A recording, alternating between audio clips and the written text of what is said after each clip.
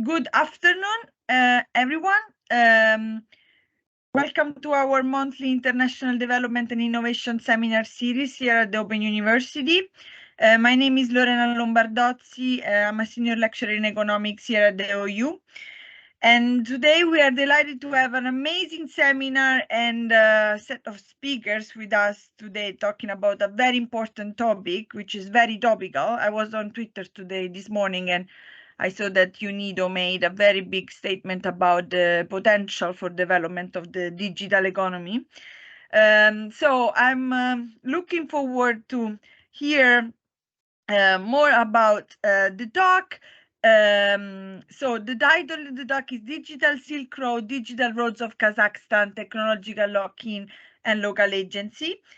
The speakers are we have with us today Oyuna Baldakova, who's a postdoctoral fellow at King's in the Digital Humanities Department, and Elisa Oreglia, who is a senior lecturer, or correct me if I'm wrong, also in the Digital Humanities Department, and they also the principal investigator of this very important project funded by the ERC. Reader in Global Digital Culture, sorry, Elisa, who leads this multi-country research project on the Digital Silk Road, and we will have the opportunity to hear more about today. So a little bit of housework and housekeeping rules.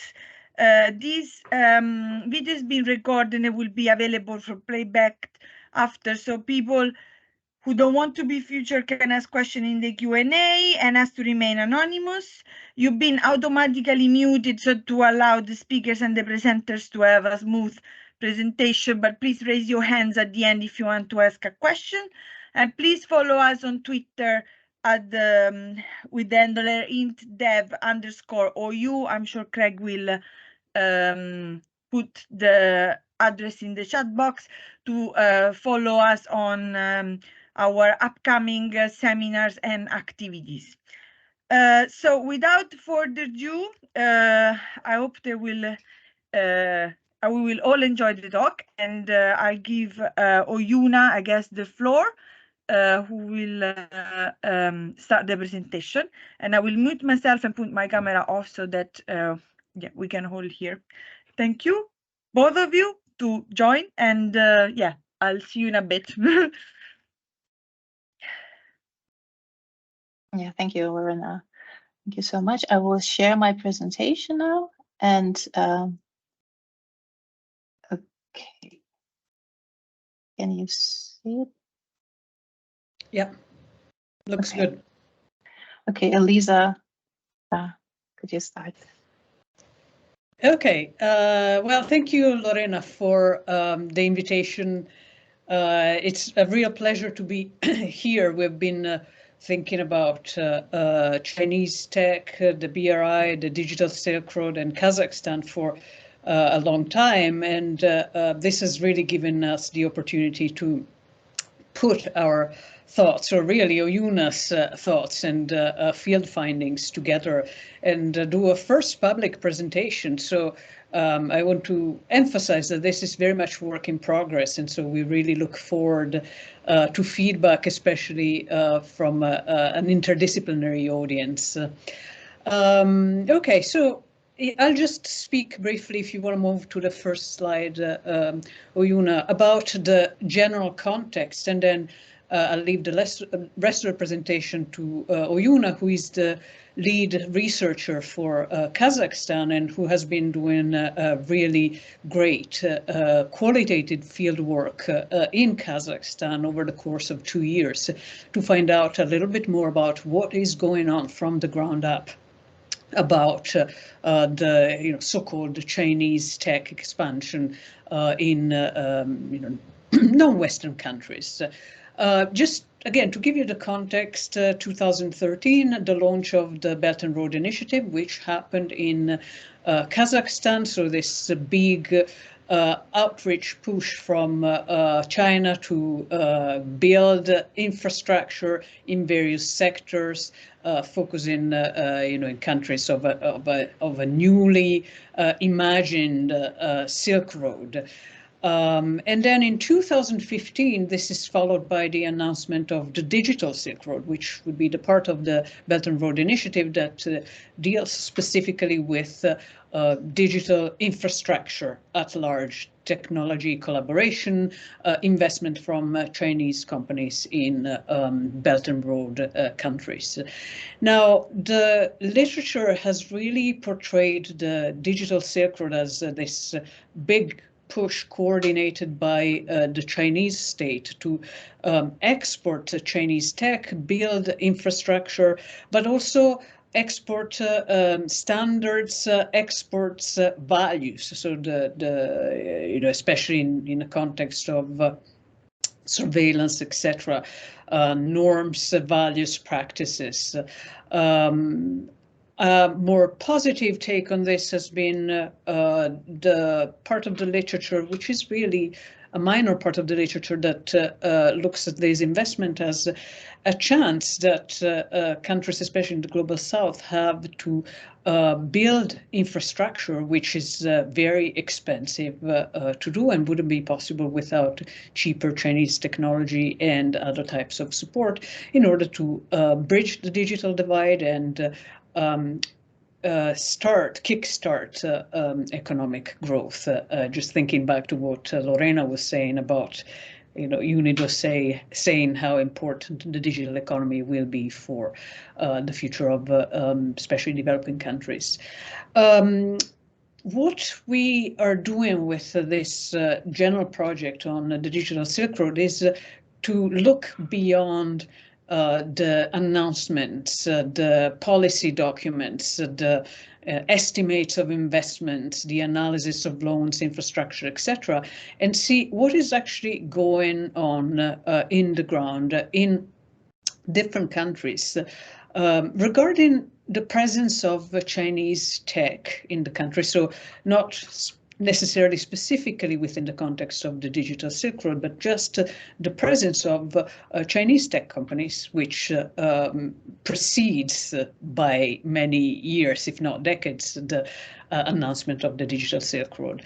And we're really interested in looking at the perspective of people who are building this infrastructure, both Chinese and local people, and hear what they think or how they're negotiating this presence, this investment, this tech standards, etc., within their business context. Now I'll leave it to Oyuna, who will present really such findings from Kazakhstan that are about what is happening, what people say is happening, rather than the documents about what is happening, which were still our starting point. Oyuna. Thank you so much for this, and I will, okay, can you see the next slide now? Okay, so, well, good morning, everyone, once again. First of all, I'd like to thank Lorena and Craig for their kind invitation to join the Innovation, Knowledge and Development Seminar at Open University. Very excited to have this opportunity to present a very early draft of our paper.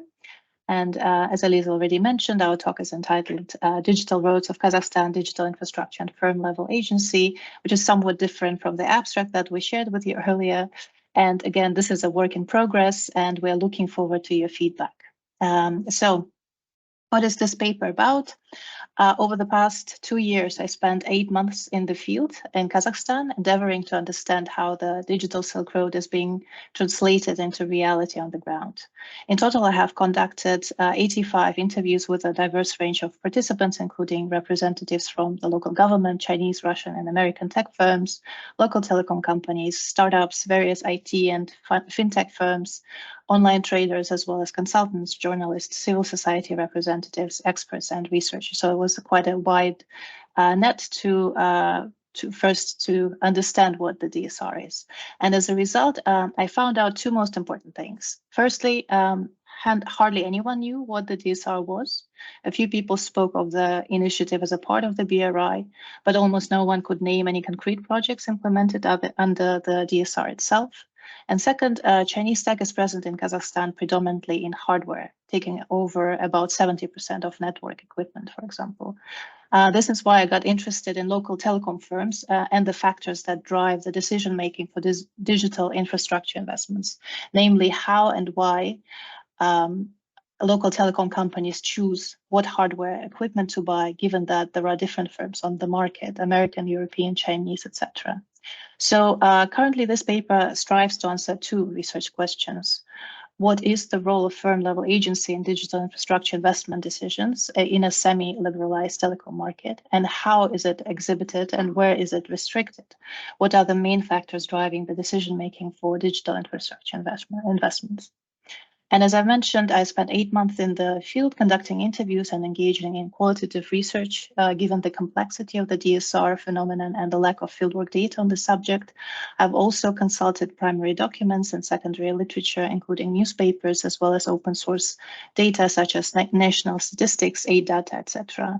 And for this paper, I'm using a subset of interviews conducted mostly this year between May and August with representatives from Kazakhstani telecom sector, Huawei current and former employees, engineers and salespeople working for distribution and system engineering firms, and experts on the topic. So this is the outline of our today's presentation, and I will start with digital infrastructure and firm-level agency, which will be a bit of theory, then proceed to the DSR in Kazakhstan and discuss a bit the state and firm levels and perception of the DSR. Then the Kazakhstani, short intro into the Kazakhstani telecom and Huawei in it, and then proceed with digital infrastructure investment factors and conclude. And hopefully I can make it within the next 40 or so, maybe less minutes. And I hope you can also time me just to make sure. Okay, so let's start with the digital infrastructure and firm level agency. A fundamental distinction between the BRI and the DSR lies in the types of infrastructure they prioritize. The BRI primarily focuses on conventional infrastructure such as roads, railways, ports, and pipelines, emphasizing physical connectivity for trade and transportation. In contrast, the DSR centers around digital infrastructure such as fiber optic cables, 5G networks, data centers, smart cities, etc. And the distinction between digital and traditional infrastructure extend beyond their physical manifestations. They encompass a range of dimensions, including ownership and investment models, modularity, scalability, and lifespan, as well as regulatory frameworks, standards, and security. Here in the table, we discuss these dimensions, but I'd like to point out two of the most important differences. First of all, traditional infrastructure is often built and governed by SOEs, or public-private partnerships, where governments play a key role, whereas digital infrastructure is often also had a mix of private and state ownership, but is often led by private tech companies. And secondly, traditional infrastructure's development process is linear and sequential with limited scalability and longer lifespan. Digital infrastructure is inherently modular and scalable and can quickly become obsolete. Thus, when we talk about the DSR, it is important to focus on private tech companies and modularity of projects with iterative development and constant updates. Telecom companies can choose from different vendors available on the market given the modularity of the infrastructure. And therefore, we think it's important to talk about firm-level agency when we discuss the DSR. But how is an agency discussed in the BRI and DSR literature? As Lisa was already saying, in the literature, China is often portrayed as a monolithic actor dominating the BRI agenda, while local actors are often depicted as lacking agency and relegated to passive roles. As a counter-narrative and in light of the extensive involvement of numerous actors, both state and non-state, operating within diverse geographical and cultural contexts in the BRI, there is a growing body of literature that delves into the concept of agency. This literature predominantly focuses on a local state agency, challenging the perception of passive local actors and explores their active role in shaping the initiative. Scholars in development and peace studies, particularly within the field of African development studies, have taken the lead in emphasizing the crucial role of local agency and engagements with China.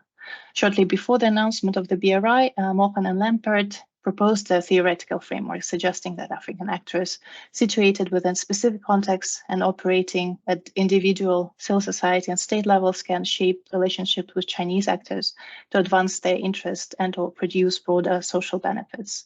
In her book, Uncovering African Agency, Angola's management of China's credit lines, Corking delves into the active role played by Angolan political elites in shaping negotiations with China, highlighting the significant influence of the government on the outcome of this bilateral cooperation.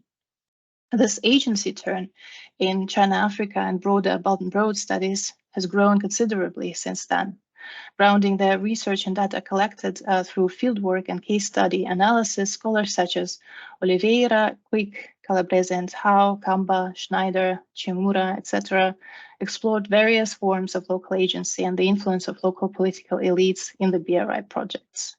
There's growing literature on Huawei's rise as well, its international strategy and the US sanctions. However, academic publications on specific projects under the DSR framework are still scarce, with limited focus on the other side, firm-level agency and their roles within the broader DSR framework. So in this paper, we understand firm-level agency as the capacity of an individual company or firm to act autonomously, make independent decisions, and shape its strategies and actions. And we plan to examine the role of firm-level agency in digital infrastructure investment decisions in a semi-liberalized telecom market, delineate its borders, and propose the main factors that drive the decision-making for digital infrastructure investments in telecom firms. And now we will proceed with the discussion of the DSR in Kazakhstan on the state and firm levels. So Kazakhstan holds a key role as China's primary partner in the implementation of the BRI. As Elisa already mentioned, the announcement of the Silk Road Economic Belt, the land route of the BRI, took place during President Xi's visit to Nazarbayev University in Astana in September 2013. In terms of digital cooperation, Kazakhstan is mentioned as one of the countries that have signed a DSR MOU with China. The number of such DSR-specific MOUs signed between China and third countries is uncertain, growing from 17 to 30, but often without confirmation. But we know that Kazakhstan did sign an MOU on strengthening digital economy cooperation that mentions joint promotion of the construction of the digital Silk Road in 2018. However, the signing of this MOU was not reported in Kazakhstani national media. We could only find it in Chinese on China's National Development and Reform Commission website. In response to our official inquiry about the DSR MOU, the Ministry of Digital Development, Innovation and Aerospace Industry of Kazakhstan stated that the memorandum does not constitute an international treaty, but only serves as an evidence of the parties' intentions and holds no rights or obligations under international law. Thus, the ministry concluded that the MOU text was not subject to mandatory official posting for public discussion. In unofficial interviews, representatives of the Ministry of Foreign Affairs of Kazakhstan shared with me that due to heightened xenophobia in 2018-2019, when the MOU was signed, there had been an informal instruction not to publicly promote the successes with the Chinese. That's why perhaps the news about the MOU were not publicly reported. We could also note here that signing and reporting of the MOUs seems to be more important to China for internal propaganda to publicize the number of countries supporting the DSR. In contrast, the Ministry of Foreign Affairs of Kazakhstan shared with us the official BRI MOU that was formally endorsed between the Kazakhstani and Chinese governments in 2019 during President Tokayev's inaugural visit to China. Notably, the concluding section of the MOU delineates cooperation in communication and digitalization. It encompasses various activities such as exchange of best practices in digitalization, including the development of blockchain technology, cloud computing, artificial intelligence, big data, smart cities, and government. Furthermore, it emphasizes promotion of the Kazakhstan-China cross-border terrestrial optical cable, cooperation in e-commerce, and promotion of trade in electronic and informal products. Here we can say that BRI MOU and the idea of a DSR is very wide and very vague as well. And so when we look at more of a firm level, we can also find several MOUs that were signed in 2022. So there was one MOU signed between Huawei and the Ministry of Digital Development, Innovation and Aerospace Industry, between Huawei and the Ministry of Education, and between Huawei and Kazakhstani Temirjali, the railway company.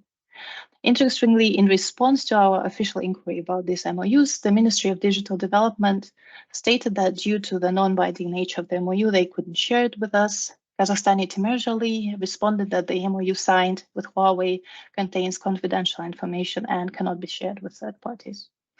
What was more surprising were the various reactions to the concept of the DSR from my interviewees.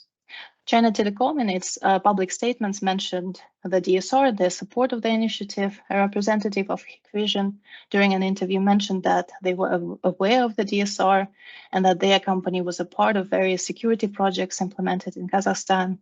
ReachFit International employees during interviews stated that their company was not part of the DSR or not interested in using the DSR, a BRI umbrella for their project. So was also a response of a Huawei representative who mentioned that Huawei was not taking part in the DSR. The company was driven solely by commercial interests and not involved in any state programs. Here, it is important to note that China Telecom is an SOE. Hikvision is a subsidiary of a state-owned firm, the China Electronics Technology Group. ReachFit International is a subsidiary of the Chinese state-owned oil company, the CNPC. And Huawei claims to be a private, collectively owned company. So depending on the type of ownership, we hear different reactions to the DSR on the Chinese side. On the side of the local tech sector representatives, most of them never heard of the DSR or saw it predominantly as a program focused on data transit or e-commerce support.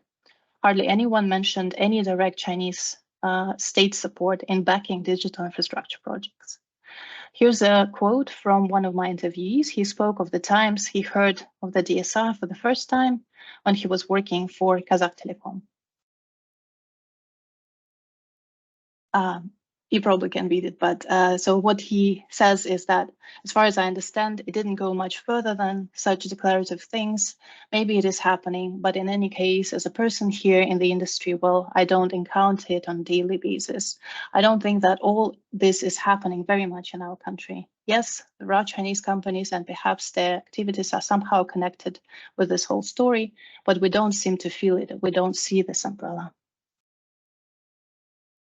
So again, the DSR is even more difficult to locate once one goes to down to the firm level. Both Chinese and Kazakhstani companies struggle to connect the grand narratives of the BRI and DSR and on-the-ground realities of digital cooperation with China. Now let's proceed to a quick intro to the Kazakhstani telecom market and Huawei. So in 2003, Kazakhstan's government introduced the program of demonopolization and liberalization of the telecommunications market. The following year, the exclusive right of Kazakh Telecom to offer long-distance and international tethering communication services was lifted. As a result, alternative providers of long-distance communications emerged. Currently, Kazakh Telecom still dominates the market with 80% of fixed line and 60% of the mobile communication. The state has an 80% stake in Kazakh Telecom through Samruk Kazana, its sovereign wealth fund, State Property and Privatization Committee of the Ministry of Finance of Kazakhstan, while an additional 8% is owned by the Bank of New York Mellon as a nominee holder. Kazakh Telecom now owns the majority or complete stake in two of the country's top 3 mobile operators. Kcell with 51%, its former owner is Telia company, which is a Swedish multinational, and Tele2 Altel 100%. In 2020, the combined market share of Kcell and Tele2 Altel among all cellular subscribers was 61%, with Beeline holding the remaining 39%. Cartel, operating under the name Beeline, is a privately owned company with foreign ownership, the only one that is private and foreign. VEON Holding, a Dutch company, holds a controlling 75% stake in the company, while the remaining 25% is owned by Bulat Utimuratov, who was previously the personal assistant of the first president of Kazakhstan. Thus, the telecommunications market is almost monopolized by Kazakh Telecom and controlled by the state entities, family, or associates of the former president. However, after mass protests and a coup attempt in January 2022, Nazarbayev was stripped of his position as chairman of the National Security Council of Kazakhstan, and individuals connected to him, including members of his family and affiliated oligarchs, have faced increased scrutiny. In April 2022, the Minister of Digital Development, Innovation and Aerospace Industry, Baghdad Musin, announced plans to demonopolize the telecom market in Kazakhstan by bringing one of the Kazakh Telecom's mobile operators to the competitive market. So this is a short intro to the telecom market, and now we proceed to Huawei's presence in it. So Huawei opened its representative office in Kazakhstan in 1998. A subsidiary of Huawei, Almaty LLP, was opened in 2007. This is also the year that is mentioned as the first year of the operations of Huawei, and it was later renamed to Huawei Technologies Kazakhstan in 2016. Large Huawei investments in Kazakhstan began during the 2008-2009 crisis. In 2009, an MOU was signed between Kazakh Telecom, Bank of China, and Huawei to carry out large-scale financing by Chinese financial institutions of promising telecom projects in Kazakhstan. A-Data registered 2 loans to Kazakhstan to purchase Huawei equipment in 2007 and 2011. There's no mentioning of Huawei-tied loans since then. According to one of my interviewees, currently Huawei dominates telecom market with 70% of network equipment, 30% is given to other firms due to the diversification measures. From a relative newcomer to 70% or more share of the market within almost 15 years, Huawei received a lot of Chinese state support at the very early stage of its market entry to Kazakhstan. However, since the announcement of the BRI, Kazakhstan has been quite active in developing its own infrastructure programs. In 2014, Kazakhstan introduced its Nurly-Zhol infrastructure program. In 2017, Digital Kazakhstan National Plan was announced. It matches the DSR in its focus on the digitalization of economic sectors and realization of the digital Silk Road, development of high-speed and secure infrastructure of data transmission, storage, and processing. The program has also its own dedicated budget for the program's implementation. Thus, one can argue that Kazakhstan uses predominantly its own state capital or mixed capital for digital infrastructure building. The country is cautious to use Chinese loans, as was also mentioned in a few of my interviews. So given that Kazakhstani Telecom doesn't really use Chinese capital for its digital infrastructure investments, one could argue that Kazakhstani telecom firms should be able to act autonomously and make independent decisions in terms of its infrastructure investments. What are the factors that influence digital infrastructure investments decisions, and how is local firm level agency exhibited and restricted? This is what we will try to answer in the rest of this presentation. And now we'll proceed to the digital infrastructure investment factors. So in my interviews with representatives from Kazakhstani telecom companies, Huawei current and former employees, engineers and salespeople working for distribution and system engineering firms, and experts on the topic, we identified 4 macro external and 4 micro firm specific factors that determine digital infrastructure investments of Kazakhstani telecom firms.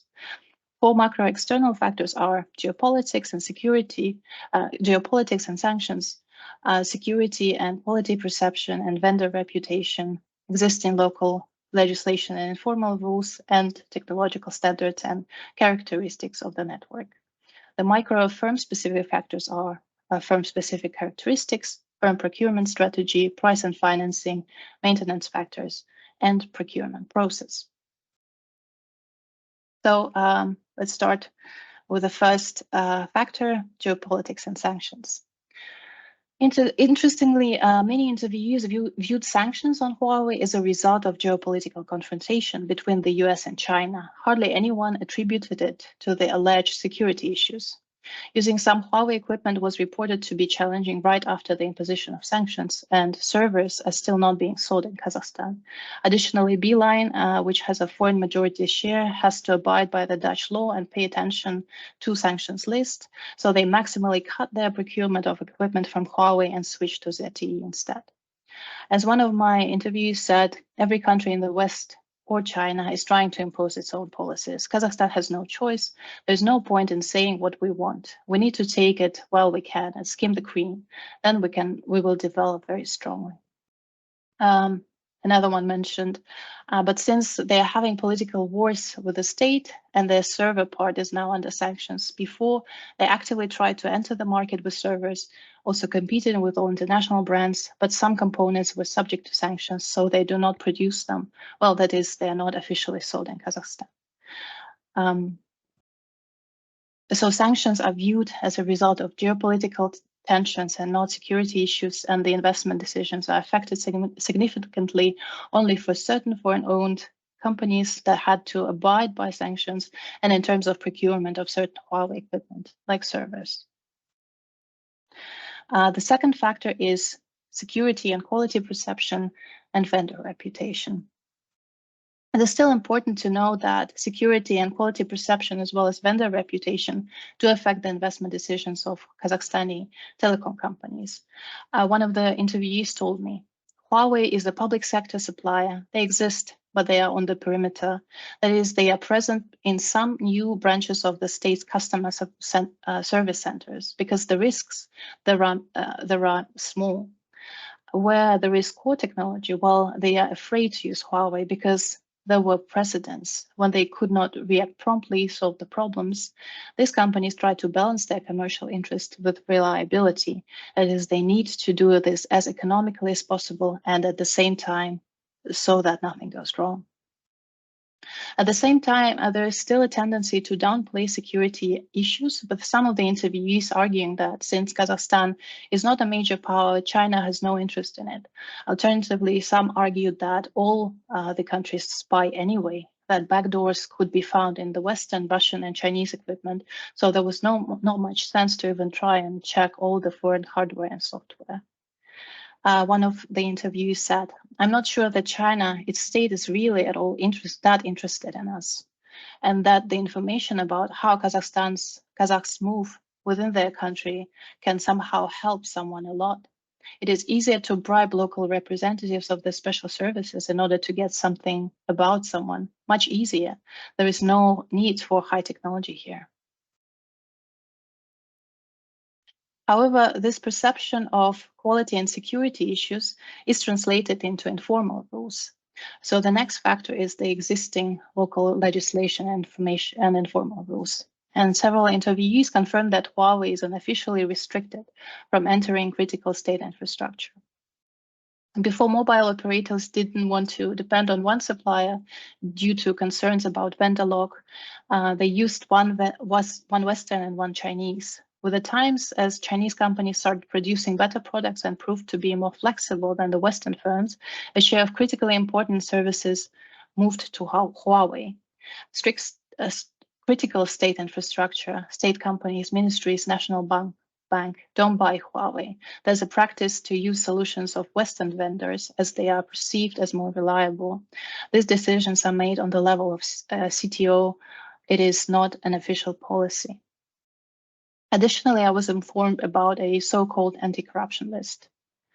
In 2018, I think, a representative of the financial police told me that there was a list of the most corrupt companies who like to give bribes and so on, that Huawei was at least in the top 20 or for the last 5 or how many years, I don't remember.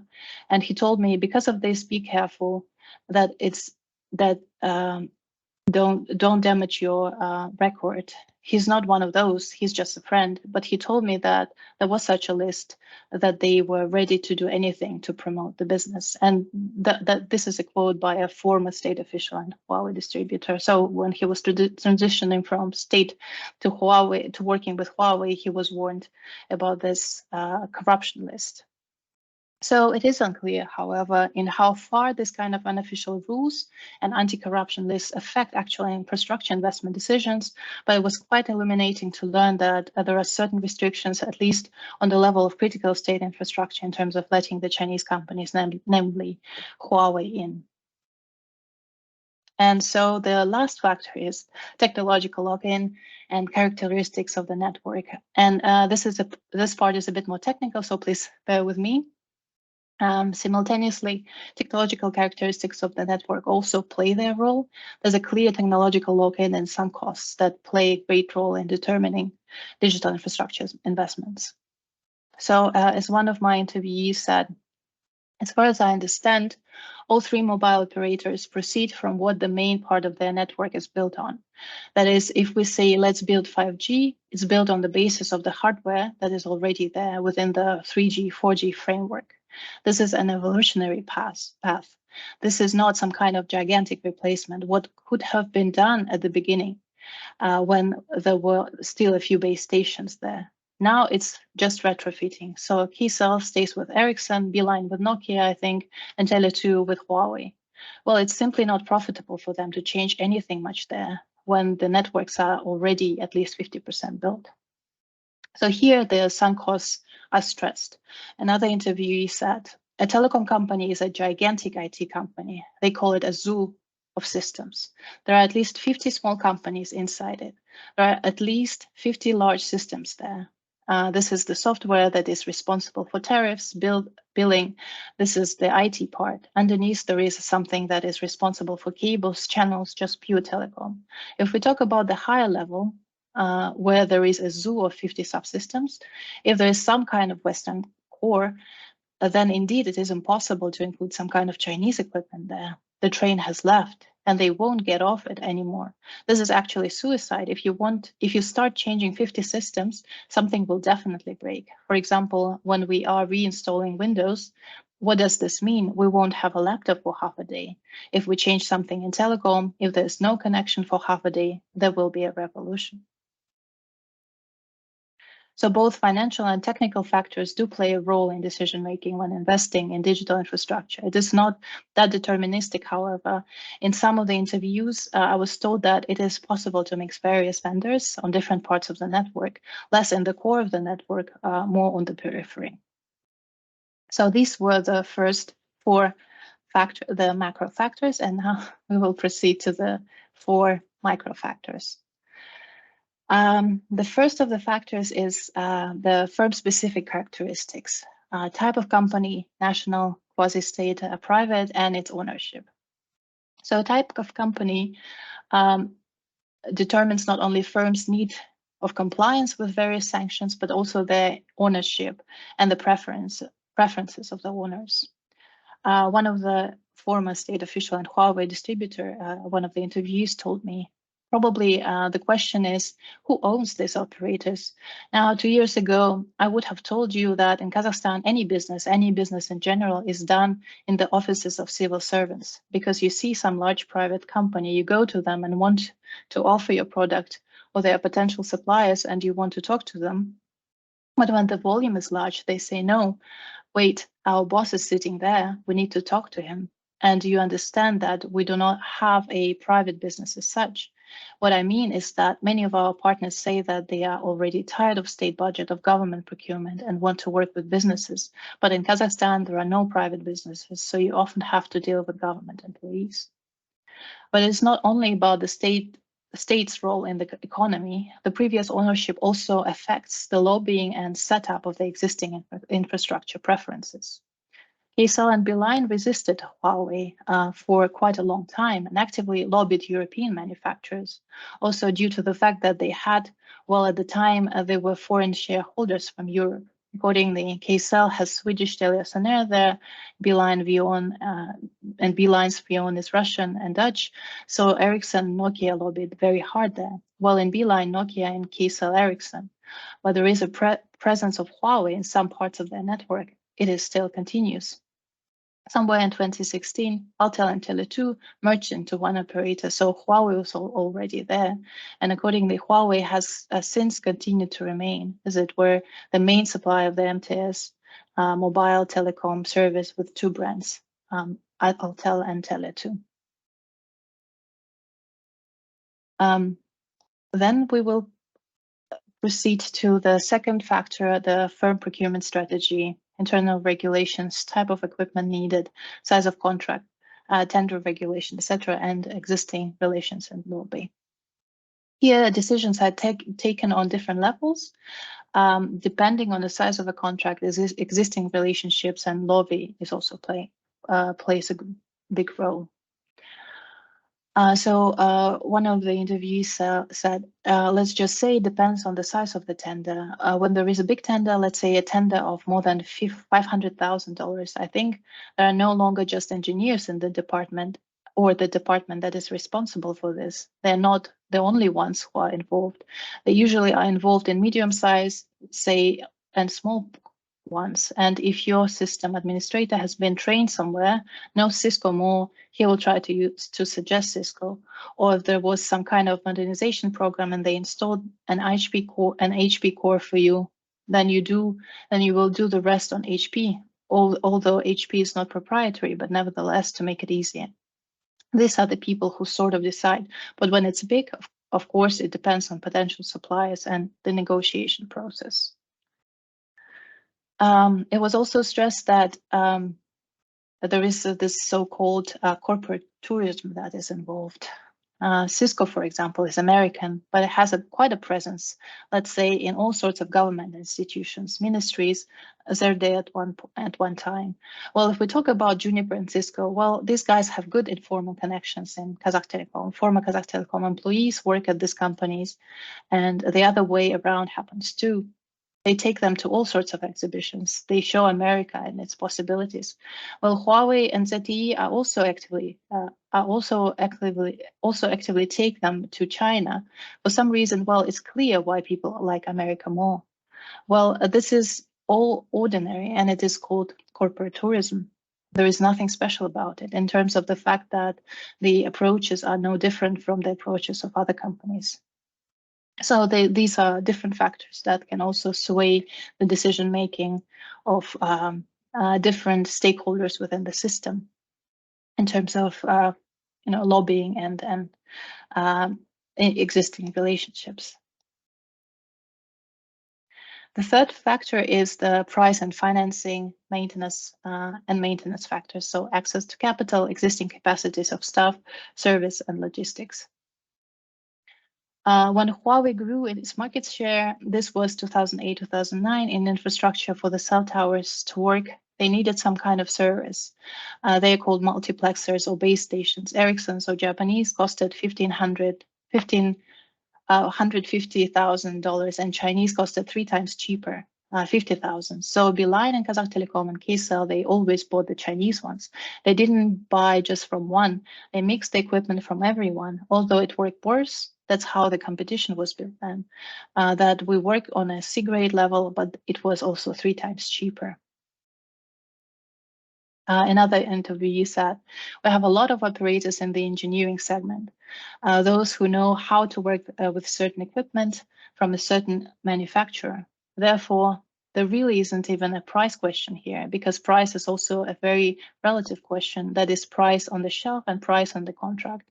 In a contract, it can be significantly cheaper, up to 80, 90% than on the shelf, because in a sense, this is a negotiation process. If we talk about choice, the question here is more about, let's say, if the operator's network is built on Huawei, he will not take Cisco because this is the new stuff for him, new costs, because additional training and certification and so on need to be carried out here.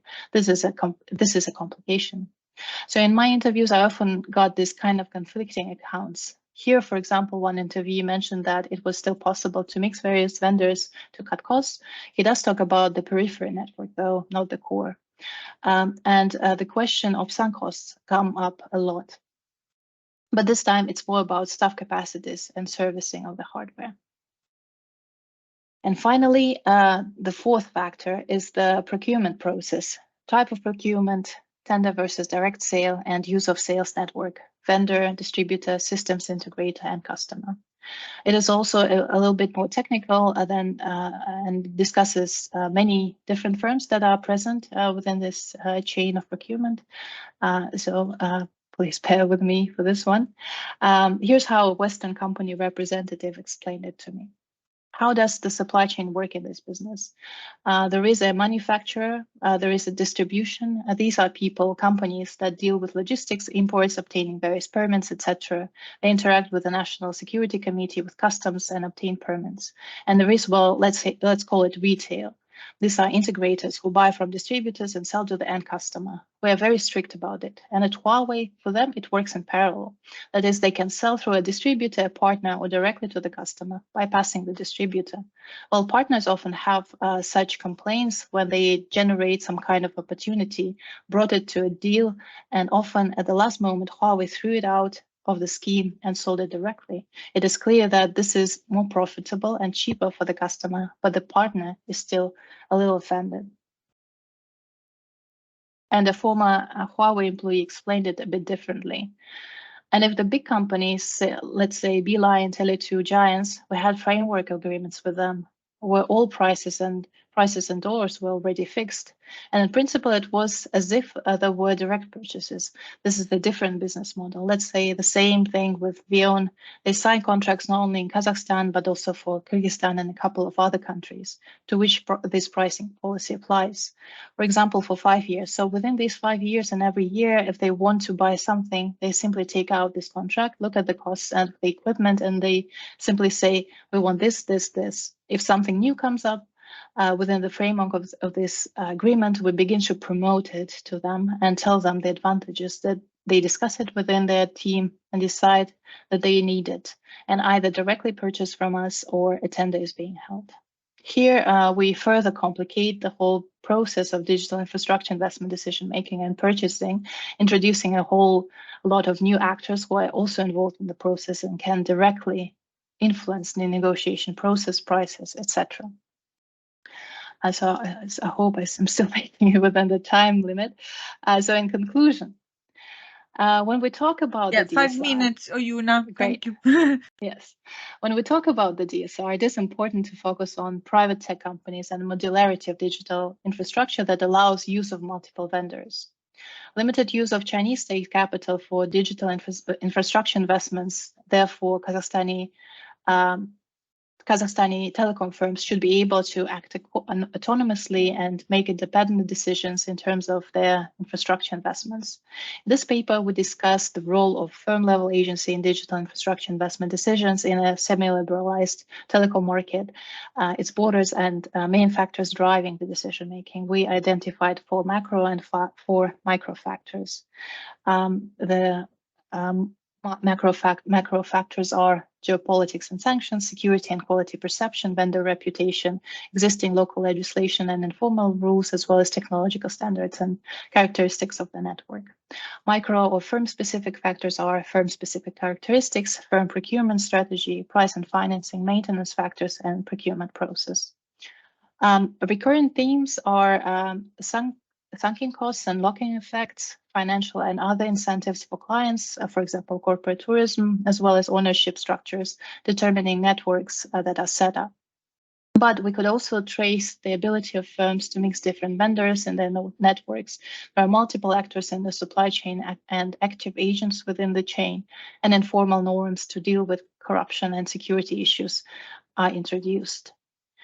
And so since this is still a work in progress and a very, very early draft of this paper, we have some questions for you.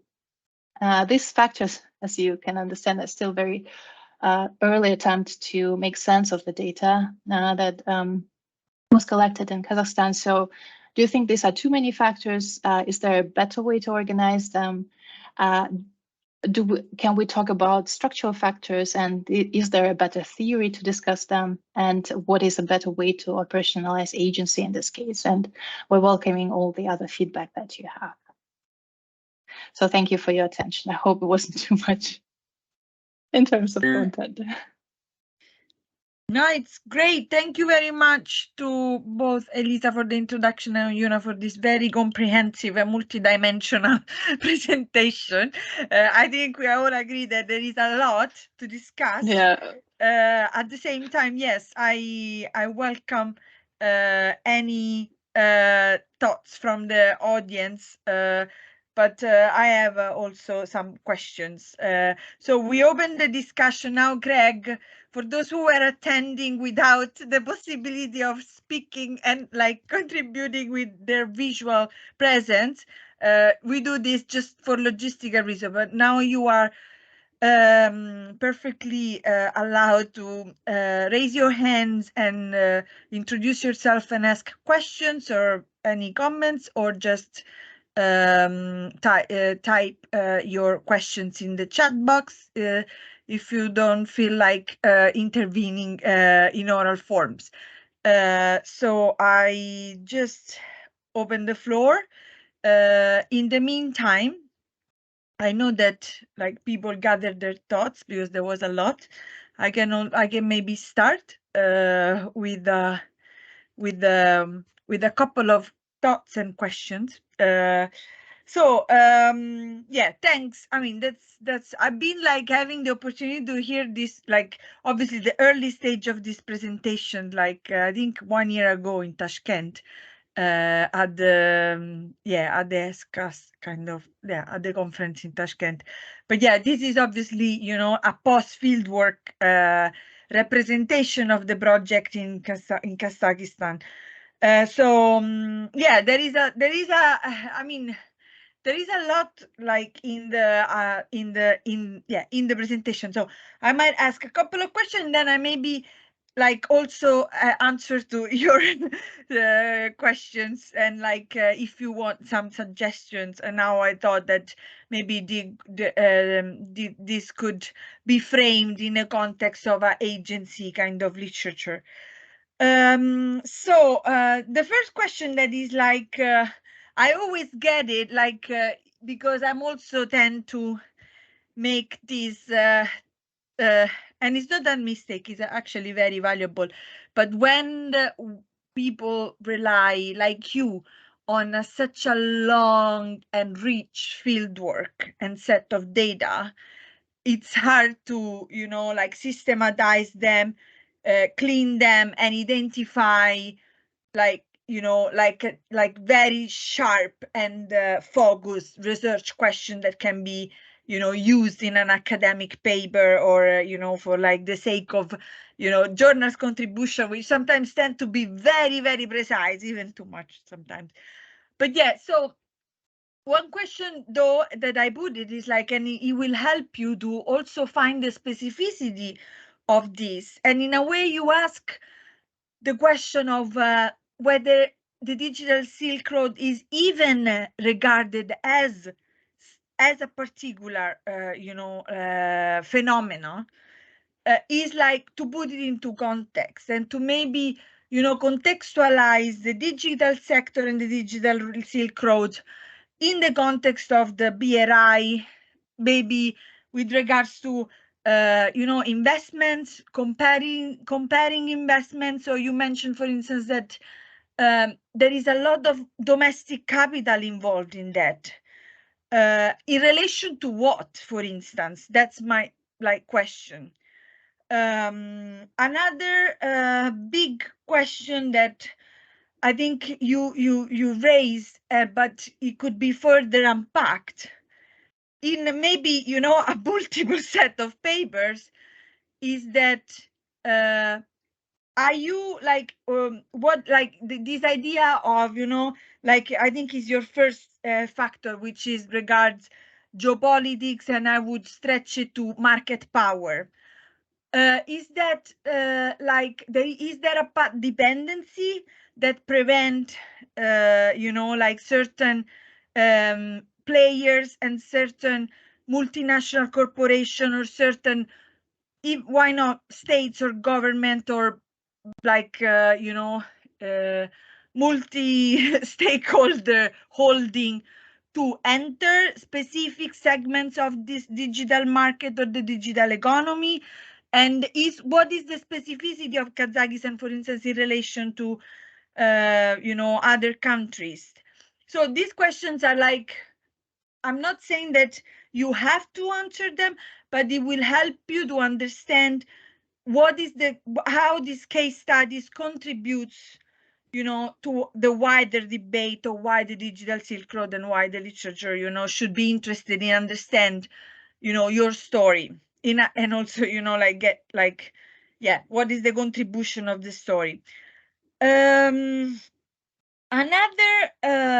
point that I was thinking about, which is something I'm interested in, is like the role of discussing like agency is like, there are multi-layers like agent. You can look at agency from like a firm level, but within the firm, as you mentioned in the interviews, you have like vendors, you have like those who've been in different roles in different point in time, also for different companies.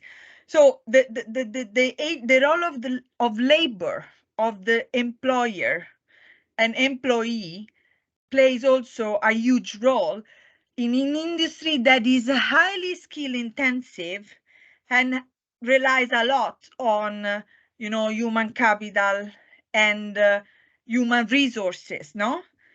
So there is a highly technological intensive, but is also like relying on I guess, and I mean it's that's also something to, it's like local engineering who are like Chinese and have been living in other working for foreign companies, foreign engineers who've been working for different companies, and that would give you a little bit of the perspective.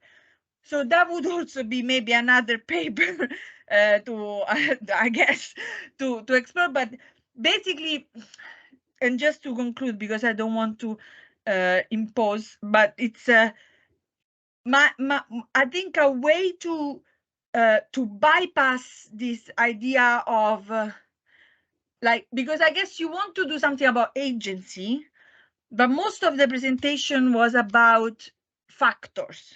So like structure and institution and dynamics that like interact with these agents.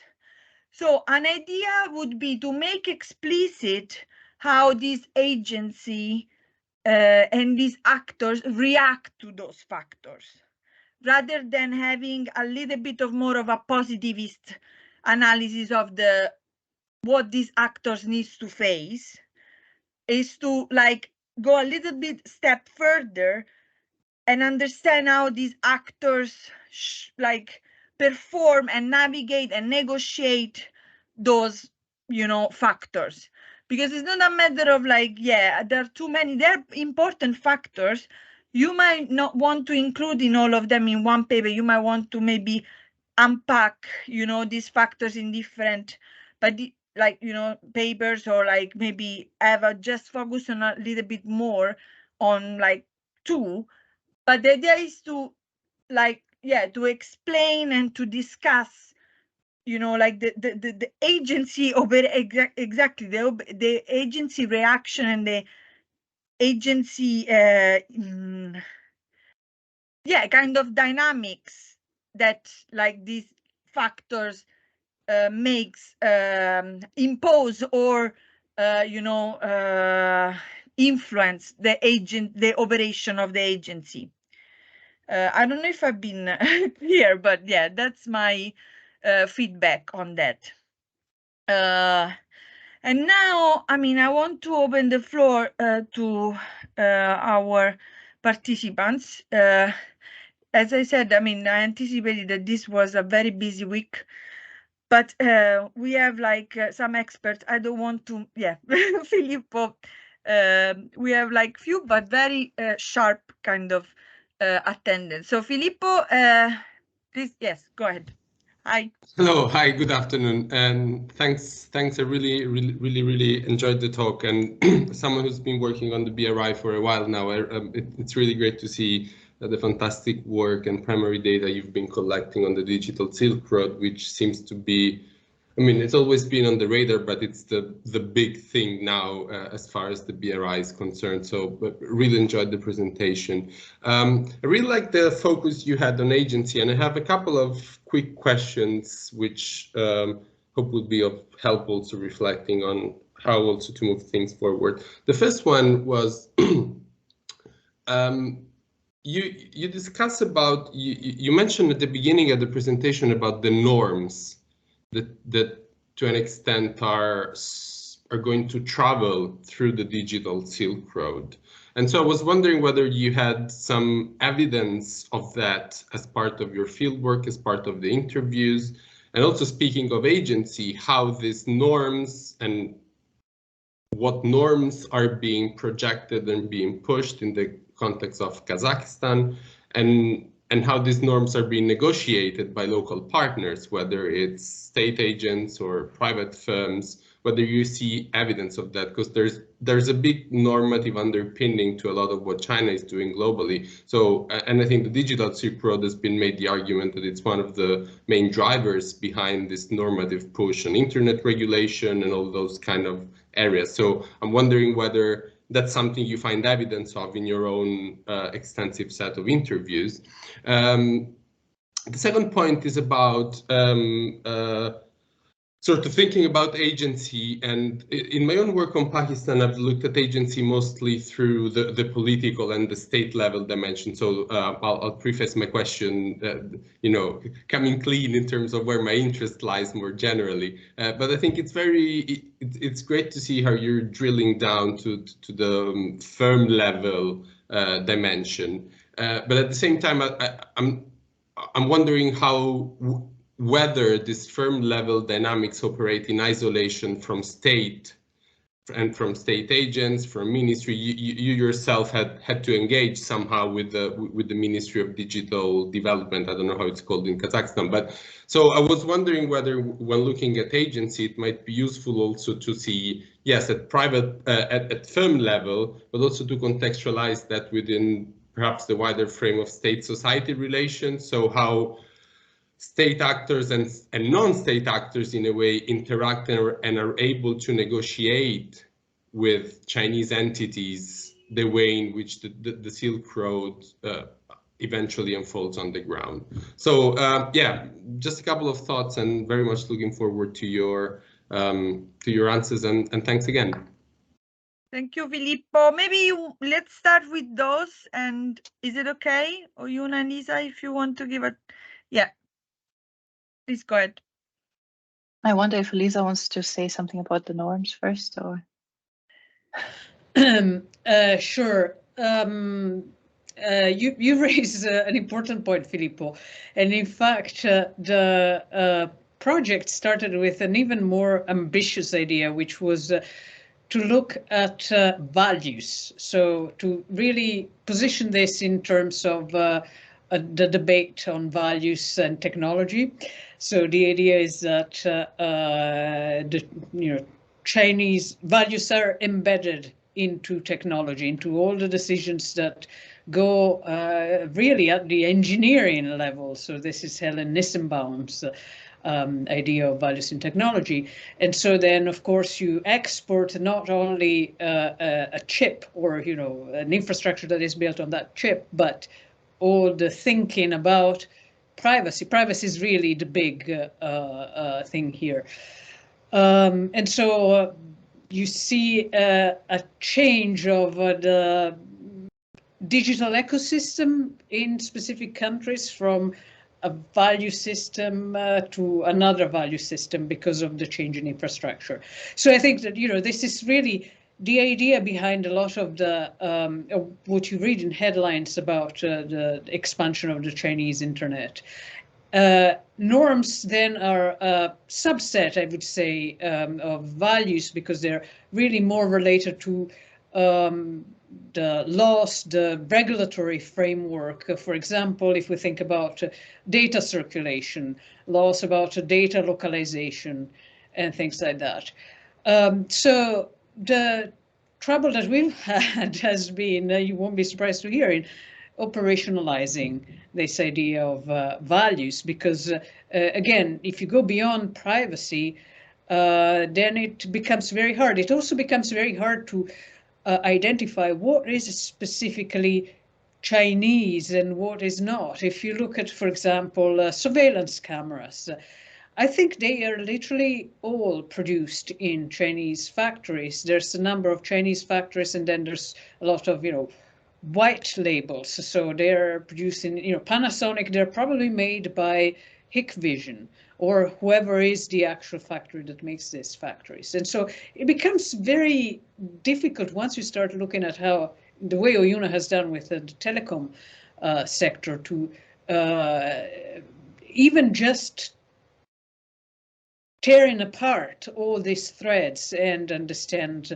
that. And this is why we really focused on the idea of agency, because by looking at how this is done from the ground up in a specific sector, that is telecommunication, you start seeing, well, if you have a system that is based on a mix of Huawei, ZTE, Nokia, etc., then what does that do to both norms and values? So this is really about the materiality of the technology. But then there is the discourse around norms that is more related, in my view, to how the state decides to deal with issues like regulations, with data localization, with the blacklists, white lists, core equipment versus peripheral equipment, etc. And there, I think I still find, despite the fact that we've been looking at this, Oyuna has really been looking at Kazakhstan very much in depth for 2 years. I don't think we have really a broad view. This is, how it works in terms of the Kazakh state. It depends so much on specific sectors, which is also the other thing we're trying to do. It's like the digital Silk Road is like, well, all that is digital. But in fact, e-commerce and TikTok and equipment for 5G are, things that you can't even put in the same bucket. But I'll leave to Oyuna, follow up on the actual details about agency, because I think that is a theme that really came up strongly from the work that she did in Kazakhstan. Yeah, just to add a bit to what Elisa just said in terms of values and norms. I tried to look at surveillance a little bit. It was a bit challenging in terms of access, but what I've learned is that there are not only Chinese, they use Chinese hardware a lot, but in Kazakhstan, they do use their own, there's its own company called Sergek, and the cameras for traffic, right? So they write their own software. Sometimes they add certain, external hardware into the Chinese cameras. Plus, there is this first completely smart city in Kazakhstan. It's a very small one, but they digitalized one city completely, and they've also put in the surveillance cameras, and they have an AI system that recognizes faces, etc. Cameras are Chinese, AI is from IBM. So it's really a mix and match of different, things that are on the market. It's not only the Chinese equipment that is being used. And as Elisa said, that values are quite universal. So the privacy issue can be, is also done through other kind of firms and other kind of equipment that exists on the market. So it's really hard to actually track down and say, oh, this is a Chinese value that's being translated through this kind of technology. It's a lot about state and the companies and what they prefer, what's their agenda locally, so to say, and then they kind of look at the market and select also from their point of view. And thank you for the comment on the the firm level versus state level, or how it is being integrated, or what is the wider frame of state-society relations. I think it's really a good comment, and I will think about it, how to also include it in this piece. Thank you. Okay. Yeah, I don't know if you want to say something about the points I raised, but no worries if you don't, if you want to think about it. But yeah. Thank you so much for your feedback as well. It was very helpful. And yeah, again, as I said, it's a very early kind of attempt to make sense of all this data and its various factors. And I agree with you. When I was writing this, I was thinking, oh, these sound like structural factors, right? They are more quite deterministic. And so just to see and flesh out probably better the actors' reactions to these factors and their way to navigate and then negotiate within those restrictions. Yeah, this is I think a good idea in terms of how to move this further. Yeah, I don't know, Elisa maybe has something to say as well. I was struck by your comments on path dependency, Lorena, because that's definitely something that we were wondering about. And ultimately, the literature that is critical of the concept of path dependency was more persuasive in certain ways, just because of the nature of this type of infrastructures, but also, and yeah, I think it's definitely very much in the back of our minds, because one of the things that came across very clearly in Oyuna's work was, well, there's still a lot of Russian legacy there, in terms of infrastructure, in terms of human resources, how people are trained, what kind of services there are also in the digital. And so definitely you see, it's like, well, it's been more than 20 years, but that's still there. The path well trodden is still trodden. So, and I think that's the idea, trying to find a way to take into consideration, this historical legacy. I think we kind of refer to it as historical legacy rather than path dependency. It seems less deterministic. Definitely something we're thinking about. Yeah, no, and I can confirm that this is like something that is common in the, like across sectors and also like across Central Asia. There is obviously, yeah, I agree that you can call it like in different ways, like legacy, heritage. Yeah, like in a very, but yeah, there is a linguistic and a cultural affiliation and legacy that is like definitely has an impact in the way they those countries that who are being recently, independent. If you think about in a long-term view, I mean, these countries have like 30 years of age, so yeah, they're relatively young. But yeah, good. Okay, I was wondering if there is I'm conscious of time, so we've been it doesn't look like, but we've been talking for like quite some time. I don't know if Filippo has any other question or someone in the, but like if I miss anyone, like Craig, I don't know if you want to ask a question, or like anyone who attended. Otherwise, I might just close. I don't know if you want to say something, like final remarks, if you want to add something. I want to say something because I really want to emphasize how good the quotes from Oyuna's fieldwork were, because this is a field where it's difficult to get access, and she got people to talk in a really candid way. I think that one of my most favorite quotes is the guy who says, and I'm assuming it's a guy who says, well, it's like everybody gets, in a huff and a puff because of surveillance, cables, etc. But let's just go and pay someone to get the information, which I think is the reality in a lot of places. It's like we worry so much about, the submarine cables and the possibilities. It's like, and then espionage happens through honey traps via LinkedIn. So I think that's really the important part for me from Oyuna's work, is to think about the human factor as really very dominant, even though we're paying attention to the materiality of things. Oyuna, what since you were the person who got this marvelous quote.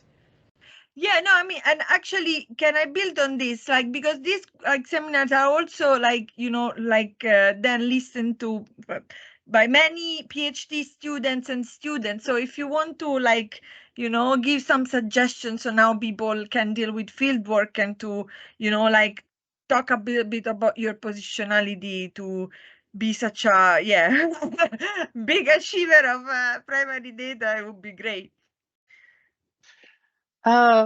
Well, yeah, this fieldwork was quite intense because it was long term, right? I spent 5 months last year and 3 months this year in the field.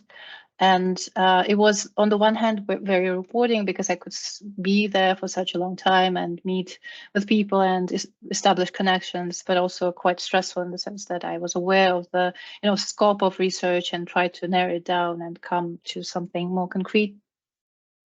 But then, just being in the field is helpful to begin with, right? Because you establish connections, and there is always this a snowball effect where one person refers you to another, etc., etc. I went to multiple events that were topical. So Kazakhstan likes to all different types of events, and they're quite so there's this big massive events called the Digital Breach every year, where there are tons of people going there. So I managed to talk on the side for a very short conversation with the Vice Minister of Digital Development. It was not much content, but just the fact that I could reach this kind of people was already quite rewarding. And also through different events I could then grow my network and go deeper in certain technical aspects of the how infrastructure works, how internet infrastructure and telecom infrastructure works. So that was quite helpful. Plus, I mean, that there are different networks such LinkedIn or even Telegram chats, so where you could meet professionals. And there I was also quite active to friend a lot of people in LinkedIn and reach out to them, and people in Telegram, even in Instagram. When you try to reach out, say traders, online traders, they would post their stuff on Instagram. So this is also a channel. So there are multiple ways, and I think especially, and also when you speak the mother tongue or the language that they're comfortable with, I speak Russian with them. So it was quite easy then to establish certain connection. And so. But what is the demographics? Are mostly young men, like young professional men, like urban? A lot, yeah. So it was probably 80% male. I spoke to a few, some female as well, but mostly male. And then, age was different really. So from very young programmers to very senior experts or people who have been in the field for many, many years. So it depends, but it was possible to reach to also through professors, through universities, etc., different routes. Yeah. No, I guess it's I mean, it's true that, as Elisa said, it strikes me also the multi-stakeholder kind of analysis that you can also emphasize, because as you said, like the agency is there in the sense that there are multiple agents with different interests and in different at stake. So also making explicit that kind of leitmotif behind why they are intervening in this sector would be also great. speaking of the feedback. Yeah. All right. And it also was interesting that Kazakhstan is very developed digitally. So it is very highly ranked internationally in its e-government services, top 30, 50, I think. And their fintech services are also quite advanced, even more advanced than in Europe. So this was very interesting to discover. And their telecom sector is quite mature, and there are certain investors who go to say Southeast Asia and buy and invest in telecom companies there. So that was also an interesting finding. So this is a Kazakh capital that goes to Myanmar, Nepal, or somewhere else, and then invests there and develops telecom sector elsewhere. Yeah, speaking of actually the book that Elisa suggested me during the conference in Tashkent that I was reading, there is also a huge, I guess, rural-urban divide in this, in this context of like urban areas of Kazakhstan. I guess I guess when I went there it's like Switzerland for us, and then you have like very big divides, I guess. So that would be also another, but maybe it's a scope for another paper. All right, so thank you very much, both of you. It was a great pleasure to have you with us. So please share your presentation with whoever thinks it might be useful. Maybe you will receive ex-post presentation feedback. But yeah, hopefully you will also, we will also meet for like at the end of the project, and if you want to share more. As I said, we have in different departments, but many people working on the Belt and Road Initiative. So with different specialized regional expertise and also theoretical background. So wherever you feel like you want to give another presentation, we are here. And we'll resume. This is the last seminar of the year, so we'll resume in January, and we'll have a paper by Midas Rinas, who's our visitor professor, talking about innovation in industrial policy. So I leave you here, and I wish you a great rest of the day. And I'll speak to all of you soon. Thanks for joining. Bye-bye.